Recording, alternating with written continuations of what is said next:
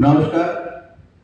आजच्या पत्रकार परिषदेच्या निमित्ताने आपल्या सगळ्या जणांचं मी स्वागत करतो. आताच आमच्या सिंधुदुर्ग जिल्ह्याचे जिल्हाध्यक्ष सन्माननीय प्रभाकर सावंतजींनी त्या गोष्टीचा उल्लेख केला की आदरणीय देशाचे पंतप्रधान नरेंद्र मोदीजींच्या 12 वर्षाच्या यशस्वी अशा कारकिर्दीच्या निमित्ताने ही पत्रकार परिषद आमचे राष्ट्रीय अध्यक्ष आदरणीय नितीन नवीनजी यांच्या सूचनेनुसार राज्य पातळीवर जिल्हा पातळीवर सगळीकडे अशा पद्धतीच्या पत्रकार परिषद होत आहे. शुक्रवारी राज्याचे आदरणीय मुख्यमंत्री देवेंद्र फडणवीसजींनी या संबंधित विषयाची पत्रकार परिषद घेतली आणि सिंधुदुर्ग जिल्हा म्हणून प्रदेश भारतीय जनता पक्षाच्या वतीने आमचे आदरणीय प्रदेश अध्यक्ष रवी चव्हाण साहेबांचे सिंधुदुर्ग जिल्ह्यामध्ये ही पत्रकार परिषद घेण्याची जबाबदारी ही माझ्यावर टाकलेली आहे आणि म्हणून ह्या पत्रकार परिषदेच्या निमित्ताने आदरणीय मोदी साहेबांच्या 12 वर्षाच्या कारकिर्दीचा लेखाजोखा, त्याचबरोबर पंतप्रधान म्हणून सर्वात जास्त दिवस या देशाची सेवा करण्याचा जो मान आहे तोही आमच्या मोदी साहेबांच्या नावाने नोंद झालेला आहे.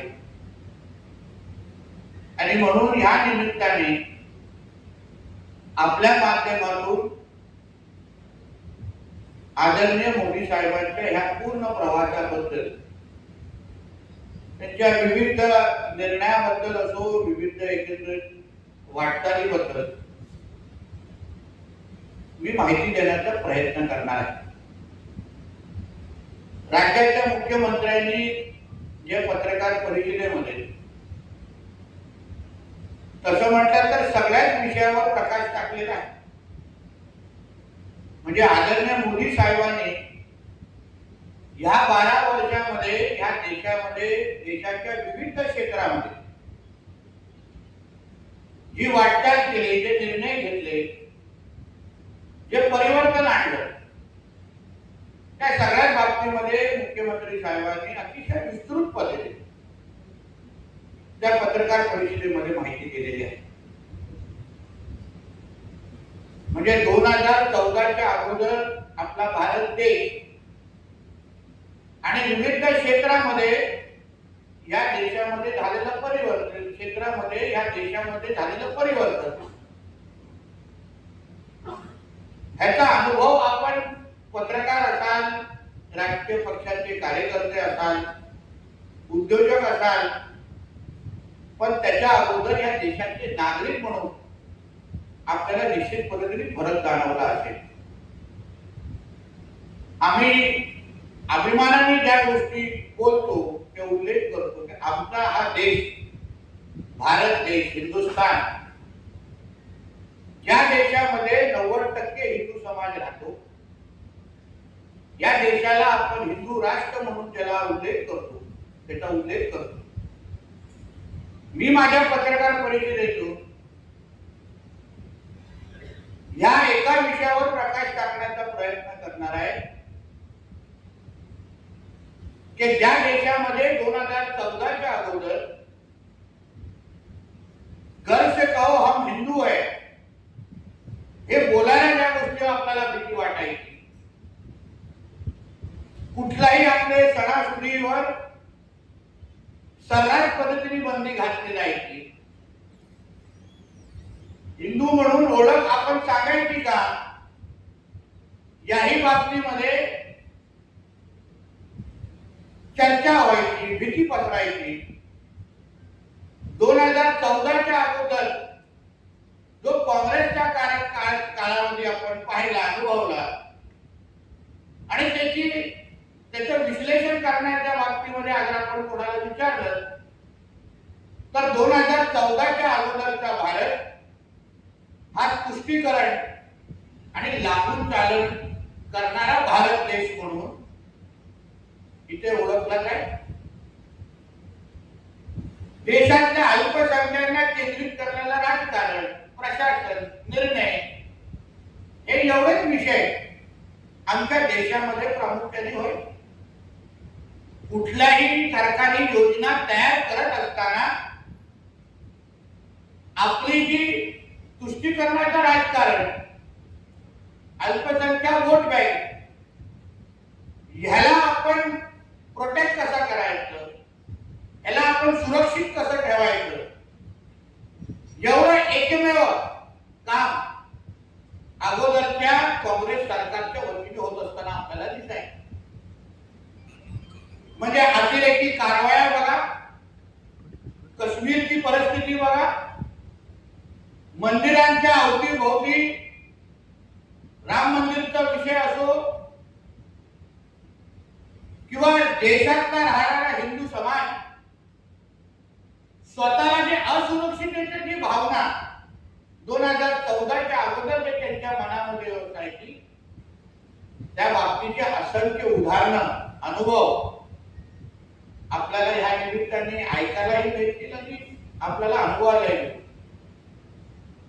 एक प्रश्न आपण स्वतःला विचारला पाहिजे की 2014च्या अगोदर यूपीए किंवा काँग्रेसचा कुठला तरी पंतप्रधान, मुख्यमंत्री हा कुठल्या तरी हिंदू धार्मिक स्थळाकडे, मंदिरामध्ये जाऊन आपल्याला कधी महाआरती करताना दिसला होता का? देवाच्या समोर जाऊन नतमस्तक होत असताना दिसला होता का? कुठलाही पंतप्रधान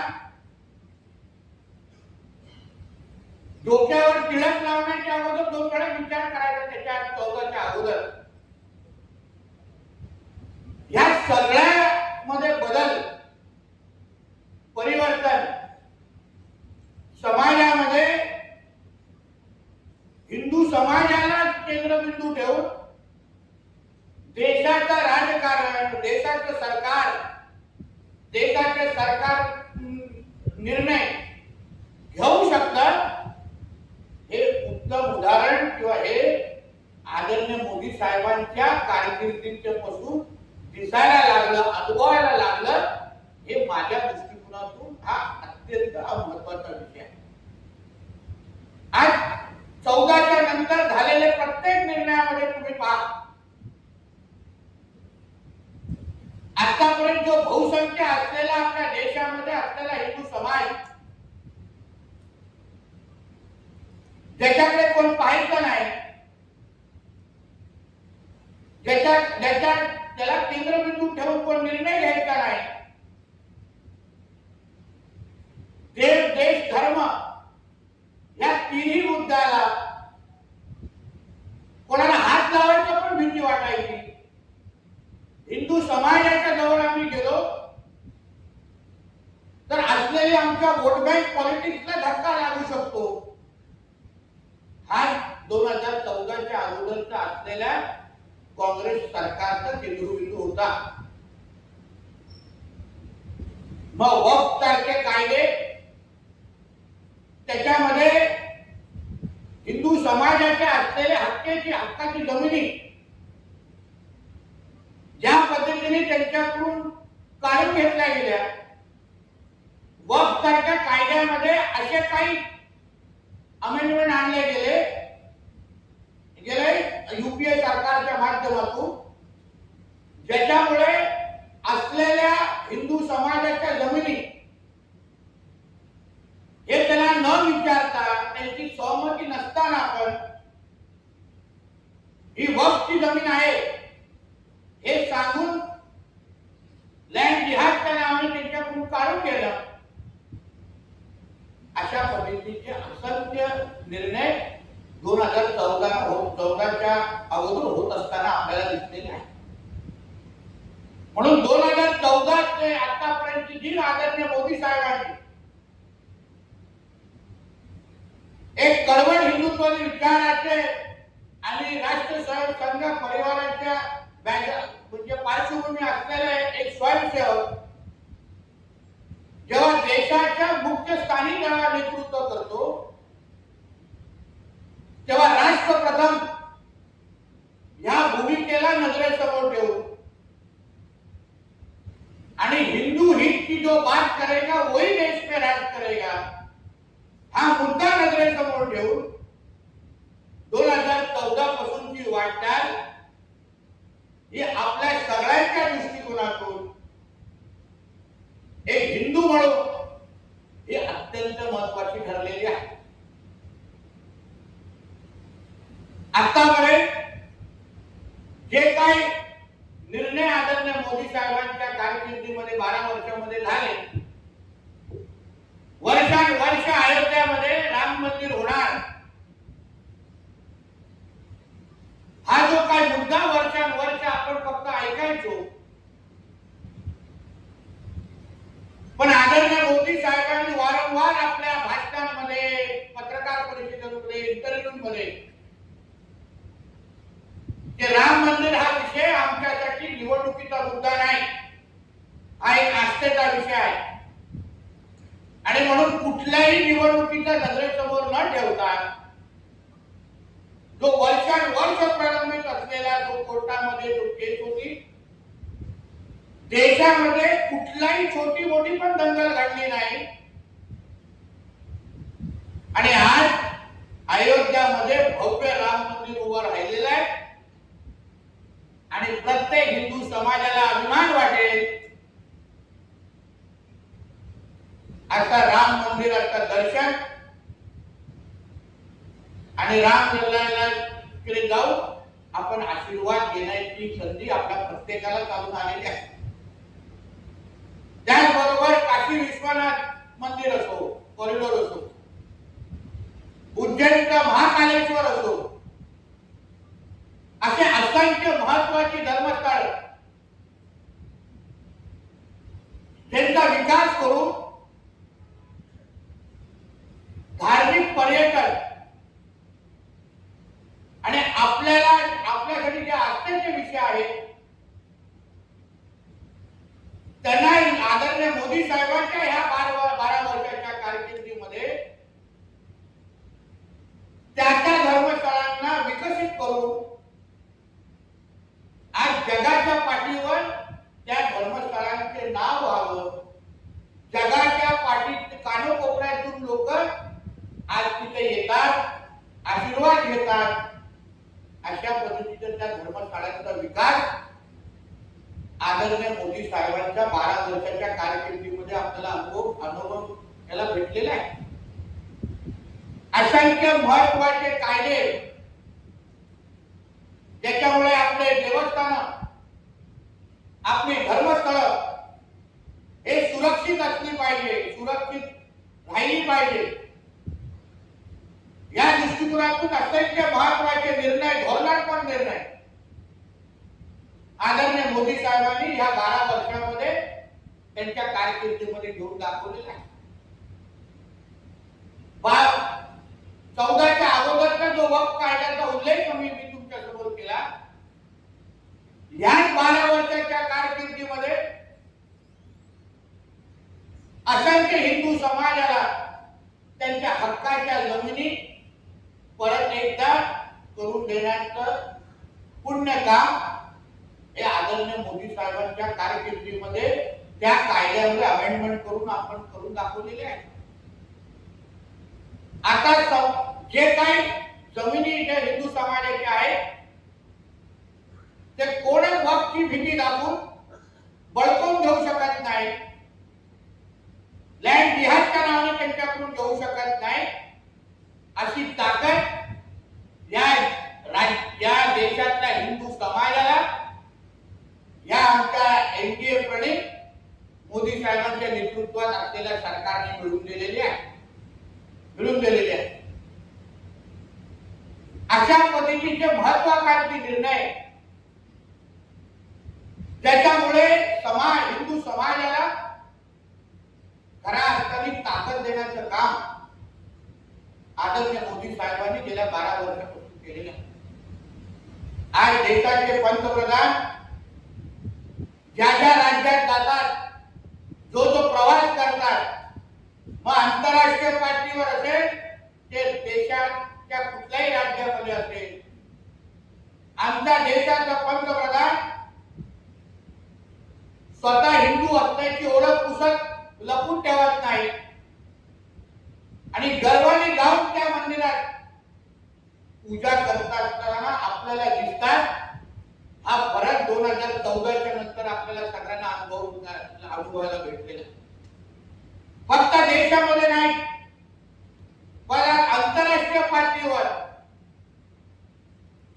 सनातन हिंदू धर्म, हिंदू संस्कृती ह्याला खऱ्या अर्थाने प्रोत्साहन कोणी दिला असेल तर ते आमच्या आदरणीय पंतप्रधान मोदी साहेबांनी दिले. आज तुम्ही असंख्य देश पातळीवर, आंतरराष्ट्रीय पातळीवर जेव्हा अन्य देशांचे पंतप्रधान आणि राष्ट्रपती जेव्हा आपल्या देशामध्ये येतात किंवा आपले पंतप्रधान जेव्हा त्यांच्याकडे जातात तेव्हा नमस्कार करून एक दुसऱ्याचं स्वागत करतात. हा फरक आदरणीय मोदी साहेबांच्या कारकिर्दीमध्ये बघायला भेटलाय. आता मोदी साहेब जेव्हा कुठल्याही राष्ट्रपतींना त्या देशाच्या प्रमुखांना भेटल्यानंतर हातात भगवद्गीता देण्याची प्रथा ही आमच्या मोदी साहेबांच्या कारकिर्दीमध्ये आम्हाला अनुभवायला भेटलेली आहे. हा फरक आदरणीय मोदी साहेबांच्या कारकिर्दीमध्ये ह्या 12 वर्षामध्ये आपल्याला अनुभवायला भेटलेला आहे. आणि म्हणूनच ही 12 वर्ष आदरणीय मोदी साहेबांच्या नेतृत्वात ज्या तुष्टीकरणाचं राजकारण होतं, जे लांबून चालण्याचं राजकारण होतं, सगळं काय वोट बँक पॉलिटिक्स, हे जे काय काँग्रेसचं घाणेरडं राजकारण ज्याच्यामुळे देशातला असलेला हिंदू समाज हा असुरक्षिततेची भावना त्याच्यामध्ये निर्माण होत होती. आमचा कोणच वाली नाही हे त्याच्या 14 अगोदरची जी भावना होती, आज जे पश्चिम बंगालमध्ये आपण पाहतो, आज जे आसाम मध्ये आपण पाहतो, असंख्य राज्यांमध्ये, महाराष्ट्रासारख्या राज्यांमध्ये पाहतो, आज हिंदू समाज एक ताकद म्हणून, हक्काची वोट बँक म्हणून आज तयार झालेली आहे. आज आणि हिंदू समाजाला बाजूला ठेवून कोणीही साधा गावाचा सरपंच, आमदार, खासदार बनू शकत नाही. आज हे जे काय वातावरण आज जे काय देशामध्ये निर्माण झालंय त्याचं सगळं श्रेय आमच्या आदरणीय पंतप्रधान मोदी साहेबांना आणि त्यांच्या 12 वर्षाच्या कारकिर्दीला आपण देऊ शकतो. पण त्याचबरोबर मी ह्याचाही उल्लेख करेन की या 12 वर्षामध्ये ट्रिपल तलाक सारख्या विषयाबद्दल क्रांतिकारी निर्णय घेण्याचं काम आमच्या आदरणीय मोदी साहेबांच्या कारकिर्दीमध्ये झालेलं. म्हणजे राष्ट्रभक्त मुसलमान जे ह्या राष्ट्रावर प्रेम करतात, जे ह्या तिरंगाला आपल्या झेंडा ध्वज मांडतात, जे आमच्या समोर वंदे मातरम म्हणतात, त्या प्रत्येकाला तोच मान सन्मान देण्याचं काम आदरणीय मोदी साहेबांच्या कारकिर्दीमध्ये झालेलं. पण जो आमच्या देशाकडे वाकड्या नजरेने पाहिजे, जो आमच्या देशामध्ये अतिरेकी कारवाया करण्याची हिंमत करेल, त्या प्रत्येकाला ऑपरेशन सिंदूर सारख्या निमित्ताने आमचा हा भारत देश हा हिंदू राष्ट्र म्हणून तुम्ही आमच्याकडे वाकड्या नजरेने बघू शकत नाही, हा कडक इशारा देण्याची हिंमत ही आमच्या मोदी साहेबांच्या कारकिर्दीमध्ये आपल्याला पाहायला भेटते. नाहीतर 2014च्या अगोदर 26-18 सारखे हल्ले पाहिले, ट्रेन मध्ये आपण बॉम्बलास्ट पाहिलेले आहे.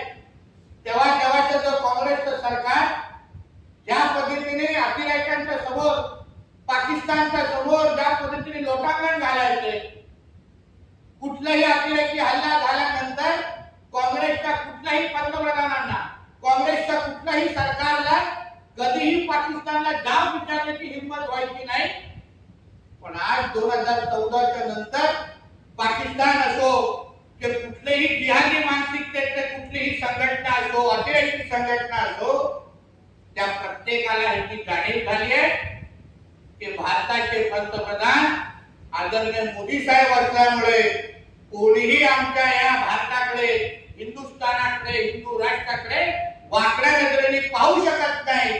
एवढा चांगली प्रतिमा जी आमच्या भारताच्या बाबतीमध्ये आदरयुक्त भीती ही भारताबद्दल, आपल्या देशाबद्दल निर्माण करण्याचं काम हे आमच्या आदरणीय मोदी साहेबांनी या 12 वर्षांमध्ये केलेलं आहे.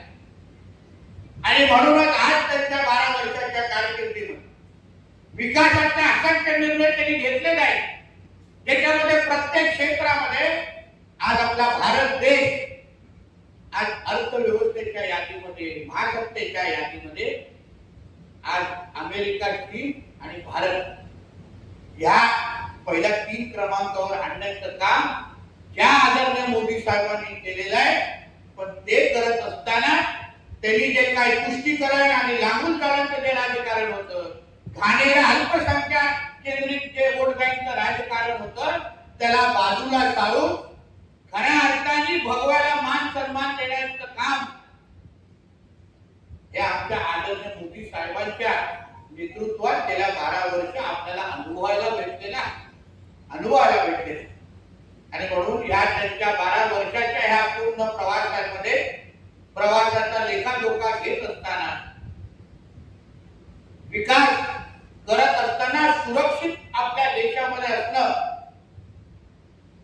जसा मी उल्लेख केला, गर्व से करो हम हिंदू है ही ओळख अभिमानाने सांगणं, जय श्रीराम सारख्या घोषणा आपण हक्काने कुठेही देऊ शकतो. आज बांगलादेश मधला हिंदू असेल, पाकिस्तान मधला हिंदू असेल, प्रत्येकाला माहिती आहे की आमच्यासाठी सर्वात सुरक्षित देश कुठला असेल तर तो भारत देश आहे. मोदी साहेबांच्या नेतृत्वात असलेला आमचा हा भारत देश आहे. ही ओळख, असा कणखर नेतृत्व ह्या 12 वर्षामध्ये आपल्याला एक भारतीय म्हणून अनुभवायला भेटलं. हे आपल्यासाठी सर्वात अभिमानाची गोष्ट आहे. जे 14 अगोदर जे आपण हिंदू म्हणून करू शकलो नाही, 14 नंतर आपण प्रत्येक जण आपल्या घरात, म्हणजे आपल्या हिंदू सणासुदी असो, आपल्या हक्काच्या जमिनी असो, लव जिहाद सारख्या केसेस संदर्भात प्रशासनाची कडक भूमिका असो, किंवा समान नागरिक कायदा असो, या सगळ्या बाबतीमध्ये आपण हक्काने आणि अभिमानाने आणि खुल्या मनाने आणि खुल्या वातावरणामध्ये आज ज्या देशामध्ये आपण बोलू शकतो, एक दुसऱ्याची चर्चा करू शकतो, आणि ते निर्णय होत असताना जे अनुभवायला आज आपल्याला भेटतात, ते सर्वात मोठं योगदान आदरणीय मोदी साहेबांनी गेल्या 12 वर्ष आपल्यासाठी दिलेलं आहे. या बाबतीमध्ये भारतीय जनता पक्षाचा कार्यकर्ता म्हणून मला निश्चित पद्धतीने त्यांच्याबद्दल अभिमान आहे.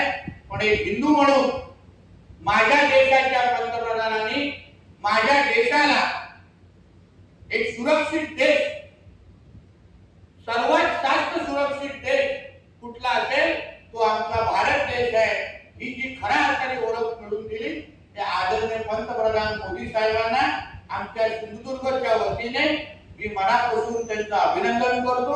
आणि त्यांना या 12 वर्षाच्या यशस्वी कारकिर्दीसाठी आणि असंख्य भविष्यामध्ये रेकॉर्ड अजूनही तोडणार आहे, हे तो सुरुवात आहे.